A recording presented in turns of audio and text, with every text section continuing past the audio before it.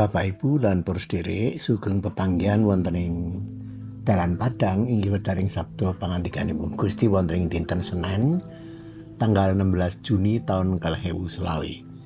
Salam wonten ing patunggalanipun Gusti Yesus Kristus lan mugi sih rahmatipun Allah Sang Rama tuwin Gusti Yesus wonten ing Bapak Ibu lan panjenengan sami.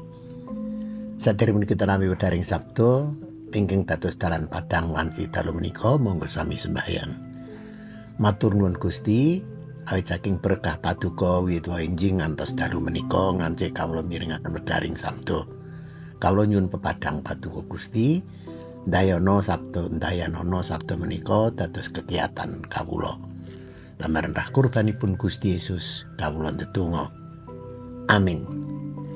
Ibu bapak lan para sedherek, jejering Dalan Padang wonten ing edisi Senen dalu menika Allah Tritunggal menika Allah ing sejarah. Allah Tritunggal menika Allah ing sejarah.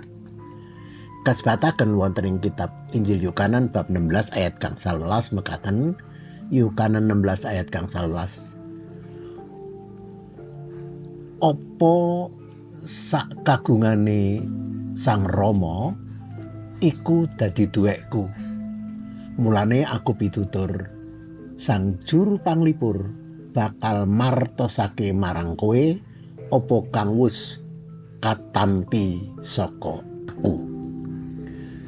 Ibu bapak lan para sedherek, saben-saben kita mireng ukara Tritunggal utawa Trinitas, sampun mesti kita ngakeni yen iku Allah kang dindel dening wong Kristen. Inggih menika Sang Rama, Sang Putra lan Sang Roh Suci. Wonten ing basa Jawi wonten sebatan Allah Tiga Tunggil. Ewas manten angel kita paham bab Allah Tritunggal wau. Menapa menika pancen Allah kita menika tiga? Sang Rama, Sang Putra lan Sang Roh Suci? Apa ya kaya ngono kuwi tegese? Nah, ibu bapak lan para sedherek, pancen boten gampil kangge nalar bab Allah kita Rama Putra Roh Suci menika. Bab kados pundi kawontenanipun Allah mila saestu menika dados kekeranipun Allah piyambak, misteri mekaten. Ingkang nama misteri utawi kekeran mila mboten saged kita nalar kanthi nalar kita akal budi kita.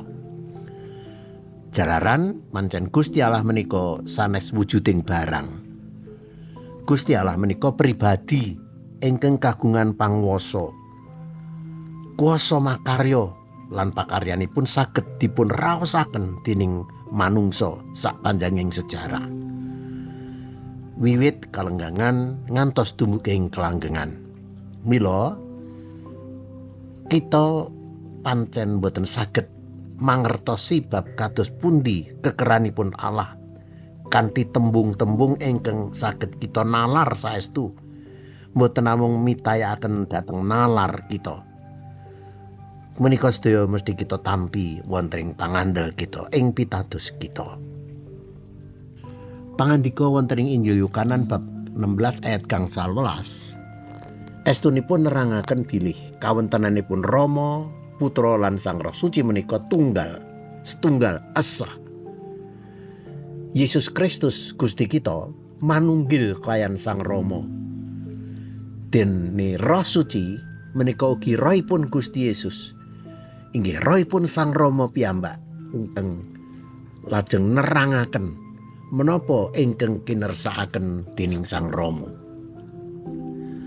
Bapak Ibu lan para sedherek, wonten pokok-pokok ajaran gereja Kristen Jawi, gereja kita, ingkang dhedhasar kitab suci menika, Allah mratélakaken pakaryanipun wonten ing sapanjanging sejarah, inggih sejarahing jagat menika. Allah milujengaken dipun nam ing saklebeting sejarah. Wonten ing jamanipun bangsa Israel, Allah ingkang milujengaken menika kita akeni Allah jumeneng Rama ingkang nitahaken samudayanipun. Lajeng wonten ing jamanipun Gusti Yesus nalika Gusti Yesus sugeng, Allah ingkang milujengaken menika kita akeni wonten ing pribadinipun Gusti Yesus Kristus juru wilujeng kita.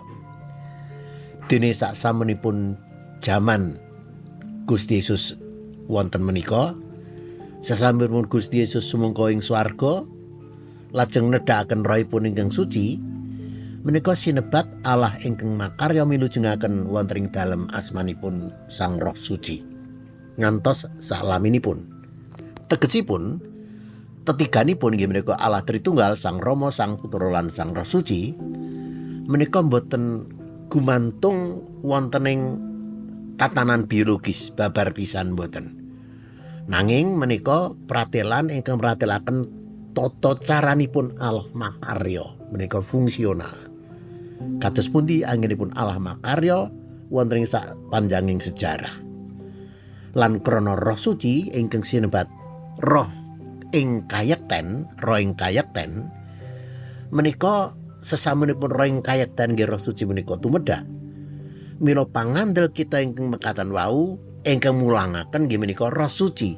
Jalaran panjenenganipun Roh Suci menika roh ing kayekten ingkang memulang bab bebener, bab kayekten.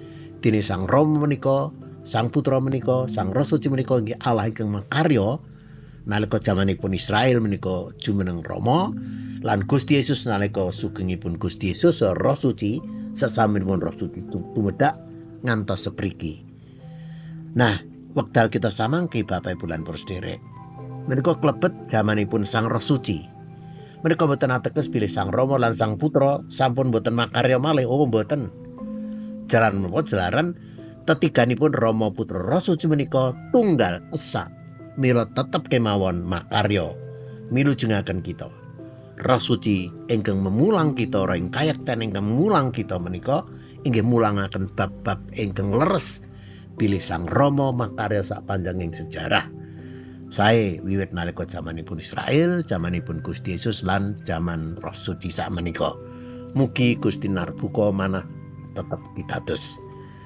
Semoga sami sembayang matur nuwun Gusti, paduka sampun paring wedaring sabda ingkang ngudar kekeran pribadi paduka Rama Putra Sang Roh Suci. Matur nuwun Gusti, menika ndadosna kawula saya pitados nggih paduka makarya wonten ing gesang kawula. Lambaran kurbanipun Gusti Yesus kawula ndedonga. Amin.